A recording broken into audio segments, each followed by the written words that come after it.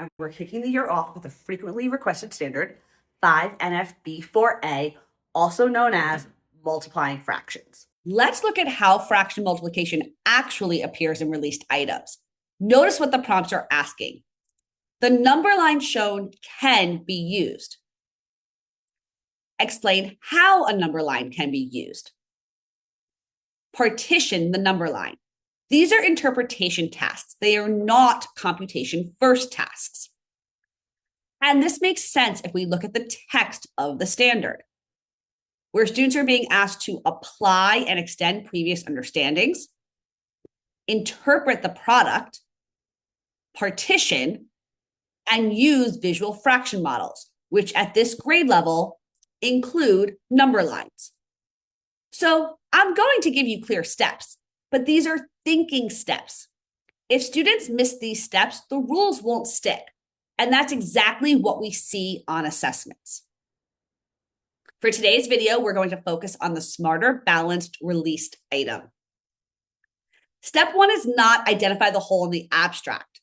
On a number line, step one is what distance represents one unit. Students have to know what one looks like on this number line before the fractions make sense. On released items like this, students don't lose points for computation. They lose points for not anchoring the unit, realizing how many units are shown or where one unit begins and ends. Next, we identify the unit size. The denominator tells us how each unit needs to be partitioned. This is not about counting tick marks. It's about deciding how the distance is measured. This is where students often fall back on repeated addition instead of reasoning about distance.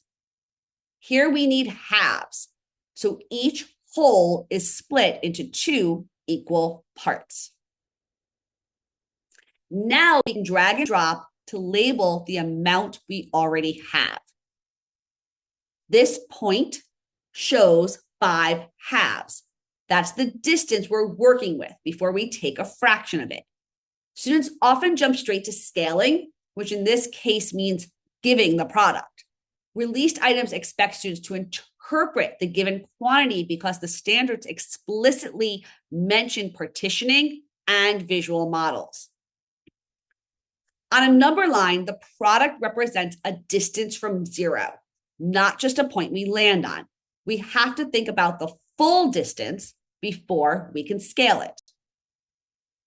This is where the of happens. Taking a fraction means scaling the total distance, not multiplying numbers in isolation. And so here we want 1/3, so the total distance must be split into 3 equal parts. Only after students reason through these steps does multiplying numerators and denominators make sense. The rule is a summary, not the thinking. The thinking helps us know that it makes sense that the product, 5/6, is just before one whole on the number line. These released items show us that success in fraction multiplication isn't about memorizing a rule. It's about helping students reason about units, distance, and partitioning step by step.